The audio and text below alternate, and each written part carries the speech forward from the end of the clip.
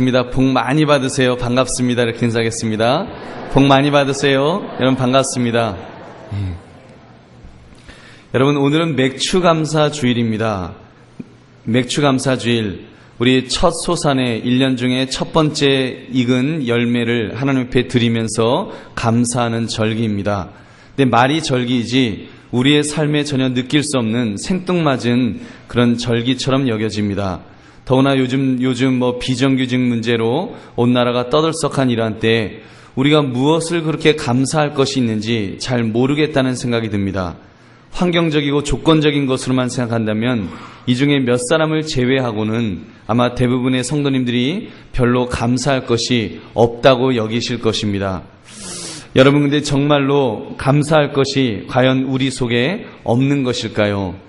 우리는 지난주에 하박국 선지자를 통해서 감사해야 되는 이유에 대해서 배웠습니다. 하박국 선지자는 전쟁이 있고 열매가 없고 그리고 외양간에 양이 없고 소가 없을지라도 그는 기뻐하고 즐거워한다고 그렇게 고백했습니다. 무엇이 그를 그렇게 만들었다고 그랬습니까? 바로 여호와 때문에, 여호와 하나님 때문에 그는 기뻐하고 즐거워한다고 그랬습니다. 사랑하는 성도님들, 여러분은 하나님 때문에 다른 세상적인 어떤 조건이나 이유를 다 배제하고서 오로지 하나님 한 분만으로 즐거워하고 기뻐하고 계시는지요? 아멘 소리가 작네요. 그것이 가능하다는 것을 두 가지로 말씀을 드렸습니다. 첫째, 하나님을 내 마음의 주인으로 모실 때 기뻐하고 즐거워할 수 있다 그랬습니다. 둘째, 높은 곳을 다니는 마음, 즉 천국에 대한 소망을 가질 때 기뻐하고 즐거워할 수 있다라고 말씀을 드렸습니다. 여러분 어떠신지요? 이 하박국의 고백이 바로 나의 고백이라고 말할 수 있겠습니까? 네, 아멘이 조금 커졌습니다. 이 고백이 나의 고백이 될 수 있도록 여러분이 소유하고 있는 구원의 확신, 즉 믿음을 활용해 보시기 바랍니다. 여러분 구원의 확신이 있으십니까? 훨씬 큽니다. 구원의 확신이 있으시죠? 지금 죽어도 천국 갈 자신 있으십니까? 네, 아멘 하셨습니다. 그 확신, 그 믿음이 분명하시다면 여러분 우리가 그거를 막연한 믿음으로 그냥 한쪽 구석에 이렇게 처박아 두지 마시기 바랍니다. 단순히 죽었을 때 사용할 영적인 보험 정도로만 치부하지 말자는 것입니다. 여러분 활용하십시오. 내가 지금 죽어도 천국 갈 믿음이 있기에 지금 내 삶의 현실에서, 내 삶의 현장에서 천국의 소망을 두고 살겠다고 결심하시기 바랍니다. 전능하신 하나님만 바라보겠다고 결심하십시오. 하나님을 내 마음의 중심에 모시겠다고 결단하십시오. 내 인생의 주관자, 주인이 되어달라고 분명하게 고백하실 때 여러분 우리의 삶 속에 항상 기뻐하고 그 쉬지 말고 기도하고 범사에 감사한 그런 풍성한 삶이 우리에게 이루어질 줄로 믿습니다. 그러므로 여러분 이 세 가지 명령을 잘 받으시고 순종함으로 그 명령대로 우리의 삶에 그렇게 기쁨이 넘치고 기도가 풍성해지고 그리고 범사에 감사하는 생활을 하는 그런 복된 삶을 사시기를 주님의 이름으로 축원합니다. 첫 번째, 항상 기뻐해야 합니다. 항상 기뻐해야 합니다. 여러분 마음을 즐겁게 하십시오. 이것은 하나님의 명령입니다. 이 명령은 우리에게 유익이 있겠기에 하나님께서 우리에게 주신 줄로 믿습니다. 잠언 15장 13절에도 보니까 마음의 즐거움은 얼굴을 빛나게 하여도 마음의 근심은 심령을 상하게 하느니라. 잠언 17장 22절에 마음의 즐거움은 양약이라도 심령의 근심은 뼈를 마르게 하느니라. 이렇게 말씀합니다. 여러분 이 두 구절의 공통점은 기쁘면 마음이 기쁘면 그 건강과 관련이 되고 근심이 있으면 심장과 뼈를 마르게 한다고 했습니다. 건강을 해친다는 말입니다. 그러므로 하나님께서 이 명령을 주신 이유는 우리가 육신이 또 영적으로 우리가 그 심신이 건강토록 하시기 위하여 우리에게 주신 줄로 믿습니다. 실제로 여러분 게놈 프로젝트의 중요한 부분을 담당했던 일본 스쿠바 대학의 무바라크 가소라는 교수가 이런 연구를 했다고 합니다. 우리 인체의 세포는 외부 변화에 대단히 민감하다는 것입니다. 예를 들면 스트레스를 받으면 우리 몸에 해로운 독성 물질이 만들어지고 우리가 기뻐하고 웃으면 그 독성 물질을 막아내는 항체가 나온다는 사실을 알아냈습니다. 현대 과학이 성경의 말씀을 그대로 증명해 준 것입니다. 그러므로 주님의 명령대로 우리가 항상 기뻐할 수 있어야 되겠습니다. 여러분, 왜 기뻐해야 하는가? 저는 한번 이렇게 생각해 봤습니다. 우리의 인생은 사랑의 유람선을 타고 가는 천국행 사랑의 유람선을 탄 그런 삶이다 라고 생각해 봤습니다. 여러분, 영적인 눈으로 우리의 인생의 여정을 한번 보십시오. 우리 인생을 유람선을 타고 지금 천국을 향해서 목적지를 향해 간다고 한번 생각해 보십시오. 그래서 성경은 우리의 인생을 나그네 인생이라고도 그랬습니다. 그 여행의 최종 목적지는 천국, 가장 아름다운 곳입니다. 그리고 선장님은 세상 최고의 선장님, 여러분 예수 그리스도가 우리의 선장님이십니다. 그러면 여러분 얼마나 멋진 여행일까요? 여러분 크루즈 여행 해보셨습니까? 아마 별로 해보신 분이 없으실 거예요. 저도 해보지는 못하고 갑판에서는 하룻밤 한번 잡았습니다. 그냥 갑판에서 이렇게 실려서 그냥 갑판 배 위에서만 한번 잠깐 잡았는데, 여러분 그 배를 탔을 때 두 종류의 사람이 있습니다. 어떤 사람은 처음부터 배멀미를 하는 것입니다.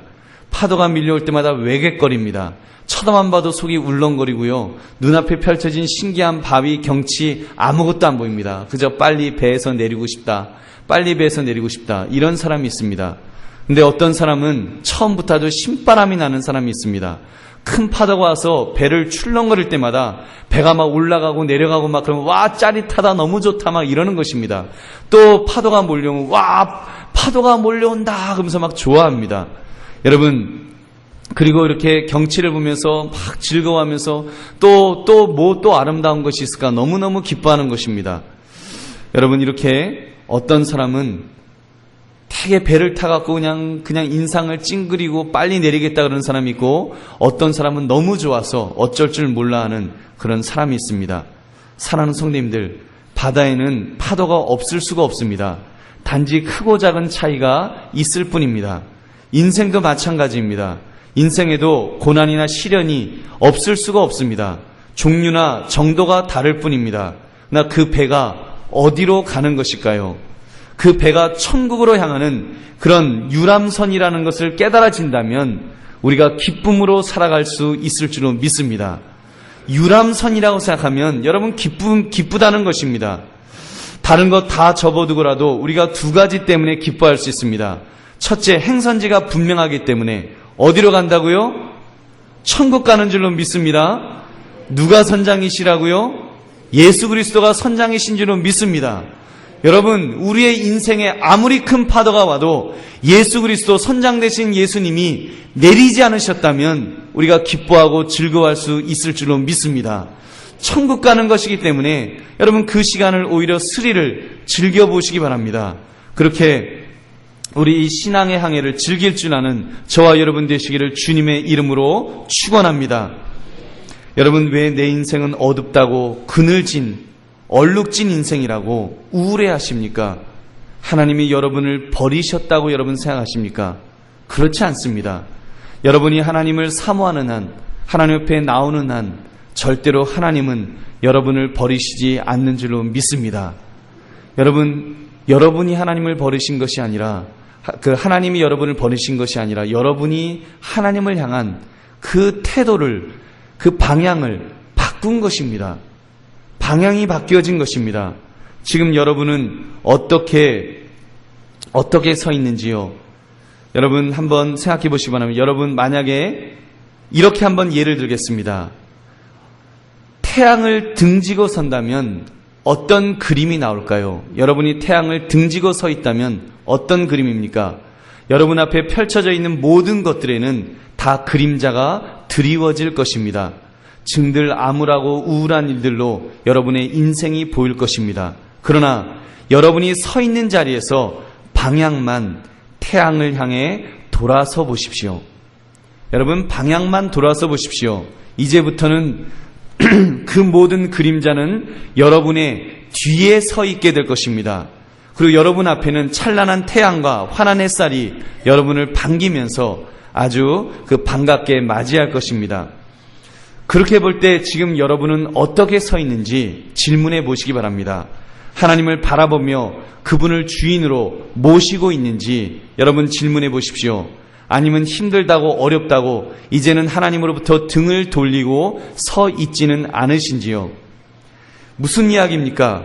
우리가 어떤 태도로 있느냐에 따라서 지금 하나님이 나를 버리신 것이 아니라 내가 하나님으로부터 등을 돌리고 있기 때문에 인생이 어둡다고 느끼는 것입니다.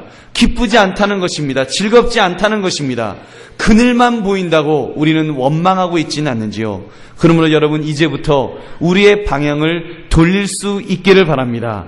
하나님으로 방향을 돌리시기 바랍니다. 전능자 하나님을 향하여서 방향을 돌려서 이제는 하나님만 바라봅시다. 우리 주인 되시고 선장 되시는 하나님을 바라보시기 바랍니다. 그러면 모든 그늘지고 우울하고 칙칙한 것들은 모두 우리의 뒤로 물러가게 될 줄로 믿습니다. 그리고 늘 환하며 행복하며 즐겁고 기쁜 마음으로 살게 될 줄로 믿습니다. 그러므로 우리는 억지로 웃는 것이 아니라, 억지로 웃어라 그래서 웃는 것이 아니라 하나님 때문에 즐거워하며 기뻐하며 하나님만 바라보며 살아가시는 저와 여러분 되시기를 주님의 이름으로 축원합니다. 둘째, 쉬지 말고 기도해야 합니다. 여러분, 조금 전에 우리 인생을 유람선을 타는 여행길로 비교했습니다. 그런데 그 뱃길에는 무엇이 있다고 했습니까? 바람이 있고 파도가 있고 풍랑이 있습니다. 그래서 파도만 보면 앞이 노래지는 사람도 있습니다. 다리가 풀리고요, 가슴이 새 가슴이 되고요, 이젠 죽었구나. 파도 이외에는 아무것도 보이지 않는 사람들이 있습니다. 자신이 어디로 가는지, 자신이 누구인지 아무것도 생각하지 못하고 당장 눈앞에 있는 파도에만 진절머리를 내는 것입니다. 여러분, 어쩌면 우리 인생이 이와 같지 않을런지요. 우리 인생의 요동침은 물리보다도 훨씬 더 심할 것입니다. 요즘 비정규직 문제로 나라가 모두 시끄럽습니다. 이런저런 말들이 많은데 아무튼 당사자의 입장에서 얼마나 힘들겠습니까? 마치 하늘이 무너지는 대란으로 느껴질 것입니다. 그럼 정규직이라고 안전한가요? 요즘 안전한 직장이, 만세방석의 직장이 과연 어디에 있겠습니까? 요즘은 명예퇴직이라 그래서, 명퇴라 그래서 명예퇴직을 당합니다. 또 사오정이라 그러죠. 45세의 정년퇴직, 이태백도 있습니다. 20대 태반이 백수인 그런 시대를 우리는 살고 있습니다. 요즘 자영업을 하는 소상인들에게도 요즘 대형마트들이 이제는 골목길까지 몰려오는, 그래서 위협을 받는 그런 때를 우리는 맞고 있습니다. 도대체 불안해서 살 수 없는 것이 오늘 우리의 삶입니다. 여러분, 이때 어떻게 해야 할까요? 이때 우리의 여행길을 시작하게 하신 분, 여러분, 그분께서 우리의 소통의 길을 열어주신 것이 있습니다. 여러분, 그것이 무엇입니까? 우리의 이 어려운 길을 갈 수 있도록 여러분, 하나님께서 길을 열어놓으셨는데 그것이 기도인 줄 믿습니다. 기도를 우리에게 주셨습니다. 기도가 무엇입니까? 피조물인 우리 인간이 감히 창조주 하나님에게 아뢰는 것입니다. 이야기하는 것입니다. 하나님께 부탁할 수 있는 길을 열어놓으신 것이 기도인 줄로 믿습니다. 그러므로 내가 부족한 것이 있을 때, 또는 감사할 것이 있을 때 구체적으로 그분께 말씀드리기 원합니다. 그래서 실제로 우리가 혼자 중얼거리고 그냥 이렇게 기도하는 것 같지만, 여러분, 그것이 아무것도 아닌 것 같지만 그런 것이 아닙니다. 여러분, 거기에는 능력이 있는 줄로 믿습니다. 여기 우리가 잠깐 구별해야 될 것이 있습니다. 기도에는 하는 기도와 되는 기도가 있습니다. 우리가 자꾸 기도를 시시하다, 내가 기도한다고 뭐가 될까, 그러는 이유는 하는 기도를 드리기 때문입니다. 하는 기도는요, 내가 드리기 때문에 이게 시시한 겁니다. 하는 기도는 별것 아닌 것 같습니다. 내가 기도한다고 뭐가 이루어질까, 우리가 그럴 수 있습니다. 그러나 되는 기도가 될 때는 기적이 일어날 줄로 믿습니다. 왜요?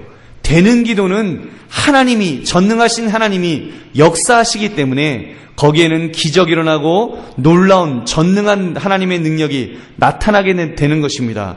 무슨 말입니까? 기도 자체가 여러분, 하나님의 위대하신 능력을 끌어낼 수 있는 통로가 된다는 말씀입니다. 우리가 하는 기도에서 되는 기도로만 그렇게 바뀌어질 수 있다면 놀라운 기적의 역사가 우리의 삶에 풍성하게 일어나게 된다는 것입니다.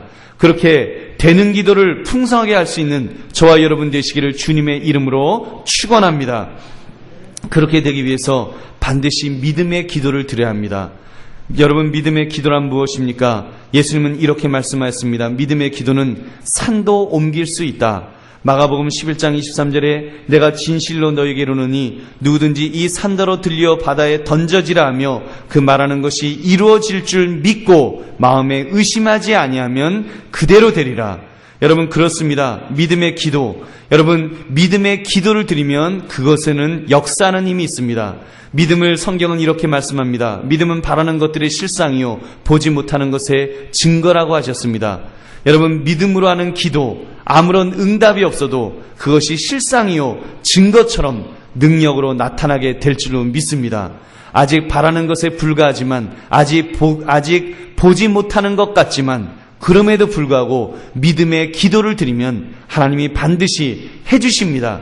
그것이 실상으로 나타납니다. 증거나 마찬가지로, 이미 주어진 것이나 마찬가지로 우리에게 주신다는 것입니다.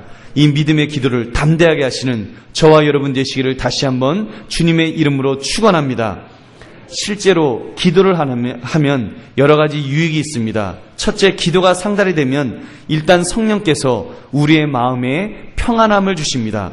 아직 이루어진 것이 없고 환경이 변화되지 않았어도 하나님이 내 기도를 들으셨구나, 내 기도를 분명히 들으셨구나. 그때 성령께서 우리의 마음에 평안함을 주시고 담대한 마음을 먼저 주십니다. 둘째, 실제로 환경이 바뀌고 직접적인 역사가 일어날 때가 있습니다. 그때야 우리가 저절로 기뻐하고 감사하겠죠. 환경이 바뀌고 막혔던 일이 뚫리고 꼬였던 것들이 풀리고 병이 낫고 하는 이런 역사들, 이때 우리는 기뻐하고 감사하는 것입니다. 셋째, 내가 기도한 것과 정반대의 결과가 오는 것 같다고 할지라도 그 결과를 감당할 만한 믿음을 주십니다. 우리가 기도하지 않고 그냥 맥없이 당하는 것하고, 여러분, 기도하고서 그리고 내가 기도한 것과 정반대의 결과가 올 때는 여러분 좀 다릅니다. 이 말은 믿음 안에서 왜 하나님께서 내게 응답을 안 해주셨는지 이해는 안 되지만 그것을 수용할 수 있는 그런 담대한 믿음을 주십니다. 그래서 하나님께서 뭔가 선한 역사가 있으실 거야, 하나님이 나를 버리시지 않으셔, 하나님이 나를 미워하셔서 이런 일을 주신 것은 아닐 거야 하는 그 마음, 그 믿음을 주십니다. 여러분, 그 믿음은 응답됐을 때, 내가 원하는 것을 그대로 응답됐을 때보다 더 큰 믿음으로 성장되게 될 줄로 믿습니다. 여러분, 그러한 믿음이 우리에게 큰 유익으로 온다는 것입니다. 그러므로 여러분, 범사에 감사하기 위하여 기도를 쉬지 않으시는 그런 저와 여러분 되시기를 주님의 이름으로 축원합니다. 셋째, 범사에 감사해야 합니다. 오늘 이 말씀이 1차적으로 누구에게 쓰였는가를 우리가 주목해야 합니다. 데살로니가 교회 교인들이었습니다. 그들은 핍박과 환난 속에 있었습니다. 그럼에도 불구하고 그들은 모든 상황에서 감사하는 것을 배웠습니다. 그래서 주님께서 이렇게 명령하신 것입니다. 여러분, 어떤 상황이 유익하다고 인정되어서 감사하는 것은 타산적입니다. 세상 사람 누구나 하는 감사라는 말입니다. 우리 믿는 사람들은 어떠한 조건이 좋아졌을 때에만 감사하는 사람들이 아닙니다. 여러분, 믿는 사람들은 어렵고 힘들어도 그럼에도 불구하고 감사할 수 있는 이 사람이 바로 믿음의 사람들인 줄로 믿습니다. 그래서 범사라는 말을 쓰고 있는 것입니다. 우리 예수 믿는 사람들은 그냥 조건적인 감사가 아니라 범사에, 모든 일에, 어떤 일에도 우리는 늘 감사하는 마음을 가지는 것입니다. 그 말은 불행한 경우까지를 포함합니다. 어렵고 힘들어도, 괴로워도 감사해야 한다는 말씀입니다. 손해를 보거나 억울함을 당해서도 감사할 수 있는 것, 이것이 믿음의 사람의 모습인 줄로 믿습니다. 여러분, 각도를 바꾸면, 생각을 바꾸면 감사할 것이 얼마나 많은지 모릅니다. 여러분, 독일의 위대한 정치가였던 말틴 바덴이라는 사람이 이렇게 말했습니다. 그가 무명 시절에 어느 지방을 여행하다가 돈이 없어서 값싼 여관에서 잠을 자게 되었습니다.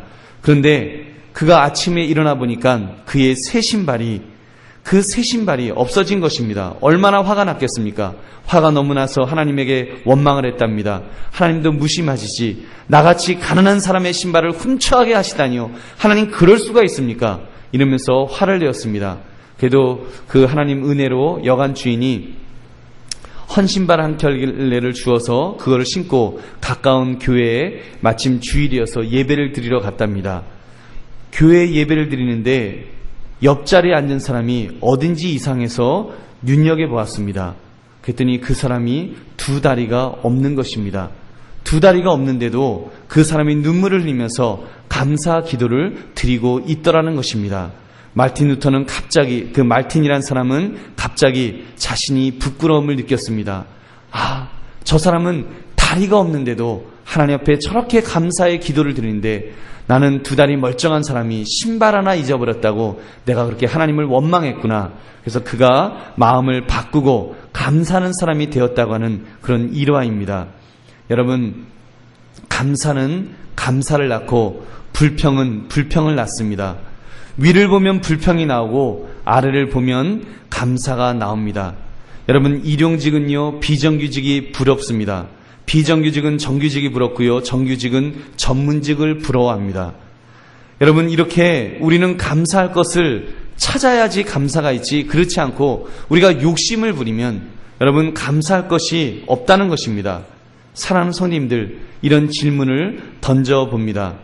맥추감사절일, 맥추감사주일이라 그랬는데 1년 중 딱 절반이 이제 넘어서 시작되는 7월의 첫 주입니다. 맥추감사주일, 감사라고 하였는데 감사하는 마음이 생기시는가요? 감사하는 마음이 생기시는가요? 아직도 감사하는 마음이 안 생기시는 분은 없으신지요? 오히려 불만과 불평이 있는 분은 혹시 없으신지 질문해 봅니다.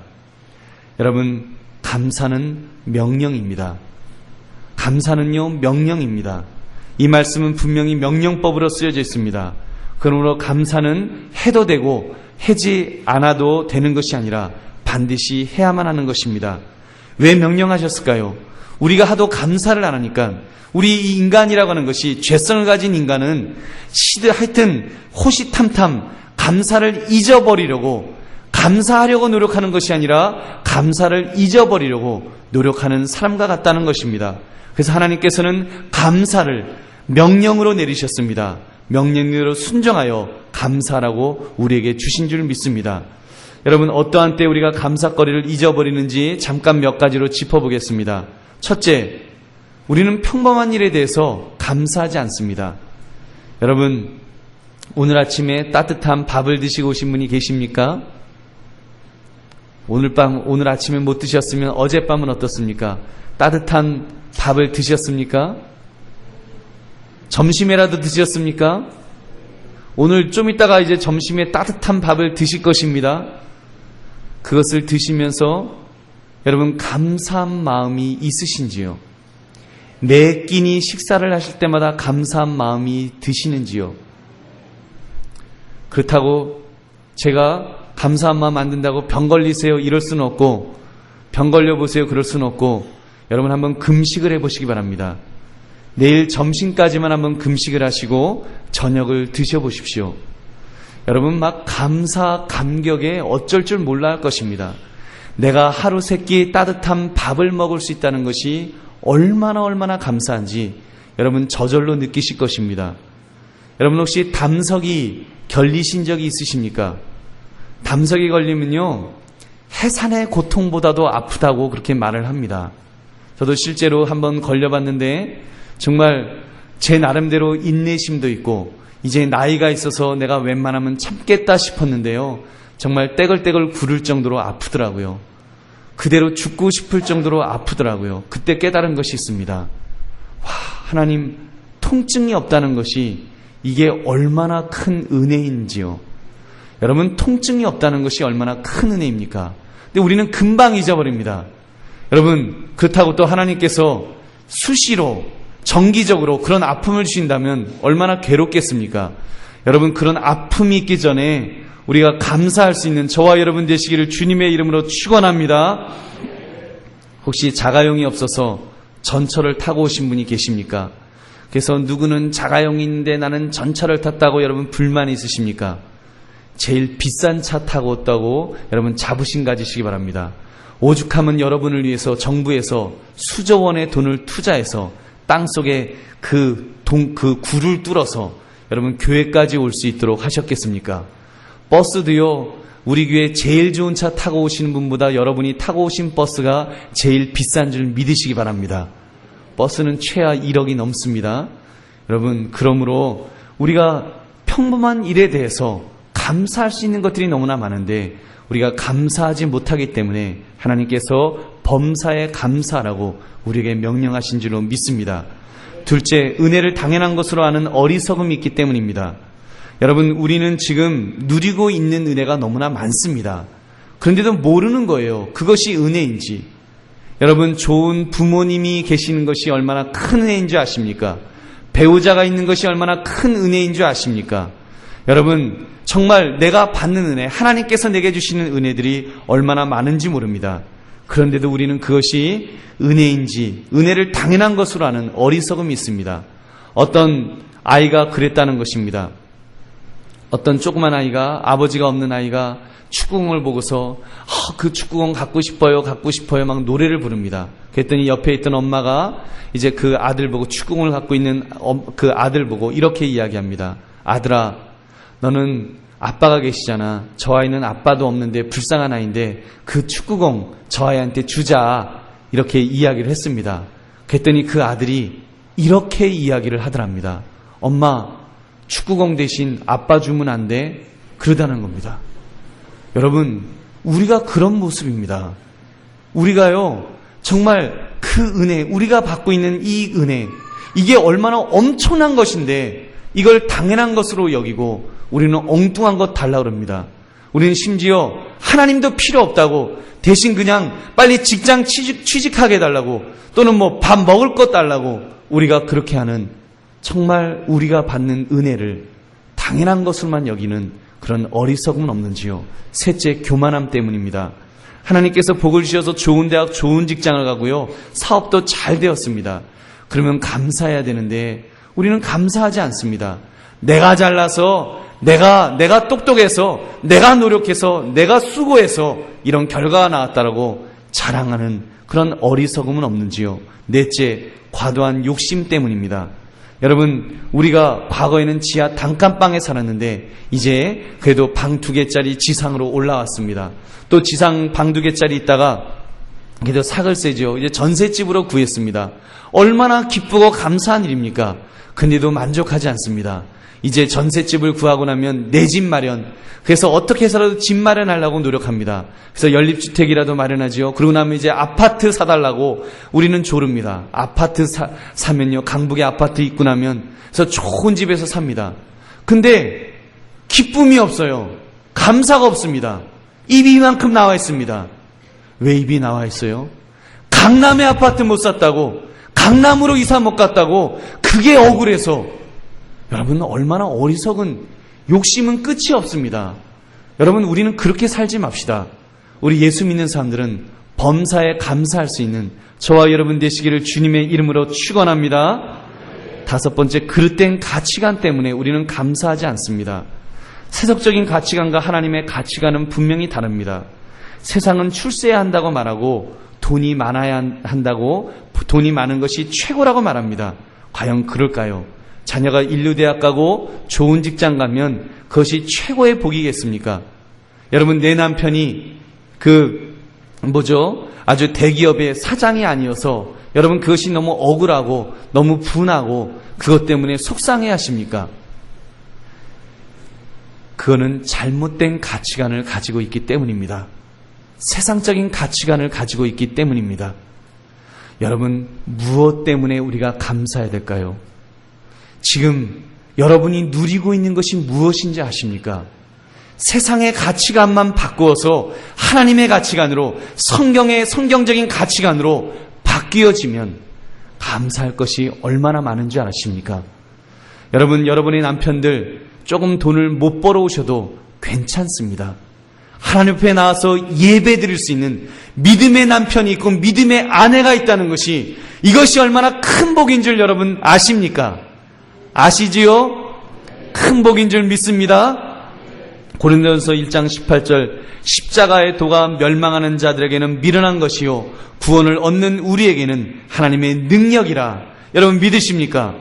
여러분, 우리 십자가의 돌을 붙들고 살아가는 사람, 예수 믿지 않는 사람들은 저것들 뭐하나 어리석게 보일지 모르지만 여러분, 예수 믿는 사람들에게는 능력으로 나타난 줄로 믿습니다. 여러분, 우리는 어마어마한 것을 가진 사람들입니다. 비록 여러분 은행 통장에 돈이 많지 않아도 괜찮습니다. 지금 여러분 보험이 없어도 괜찮습니다. 여러분에게 하나님이 계시다고 하는 거, 진리를 붙들고 있다고 하는 거, 예수 그리스도의 보혈의 은혜로 살아가고 있다는 거, 한다는 거, 이것이 얼마나 큰 복인 줄, 이것보다 더 큰 복이 없는 줄 여러분 믿으시기 바랍니다. 우리 이것만 있으면요, 세상을 이길 수 있습니다. 어떤 어려움이 오고 어떤 질병이 오고 어떤 문제가 와도 이길 수 있는 줄 여러분 믿으시기 바랍니다. 그러므로 이번 맥주감사주일에 여러분, 아니 범사에, 맥주감사주일 뿐만 아니라 우리는 범사에 감사할 수 있는 저와 여러분 되시기를 주님의 이름으로 축원합니다. 말씀을 맺습니다. 범사에 감사해야 되는 이유 무엇이라고 하였습니까? 하나님으로 인하여 기뻐하는 마음이 전제될 때만 가능하다고 말씀을 드렸습니다. 여러분, 그래서 먼저 항상 기뻐하겠노라고 결심하시기 바랍니다. 먼저 하나님을 주인으로 모십시오. 그리고 천국에 대한 소망을 가지십시오. 그럴 때 여러분의 마음속에 참된 기쁨이 넘치게 될 것입니다. 천국까지 가는 우리는 영적 유람선을 타고 가는 사람들인데, 여러분 유람선을 탄 사람들인데 왜 슬퍼하십니까? 왜 괴로워하십니까? 파도가 있어도 괜찮습니다. 여러분, 선장 되시는 예수 그리스도께서 그 배에서 내리지 않으셨는데 무엇을 두려워하십니까? 무엇을 걱정하십니까? 우리는 그래도 주님이 계시기 때문에, 예수 그리스도가 계시기 때문에 우리는 천국 유람선 안에서 기뻐하며 즐거워하며 살아가시는 믿음의 성도들 되시기를 주님의 이름으로 축원합니다. 그리고 여러분, 쉬지 말고 기도하십시오. 좀 어렵고 힘들면 하나님 앞에 기도하십시오. 우주 만물을 창조하신 창조주에게 우리가 부탁하면 그분께서 우리의 기도를 들어주실 것입니다. 우리의 마음에 담대함을 주시고 문제가 풀려야 될 것이 있으면 풀어주실 것입니다.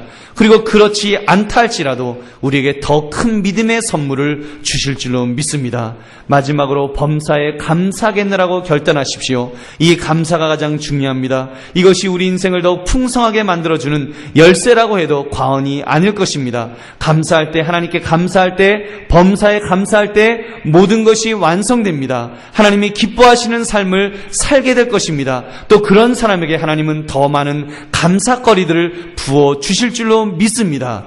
그러므로 마지막까지 범사에 감사하시는, 끝까지 감사하시는 그런 저와 여러분 되시기를 주님의 이름으로 축원합니다.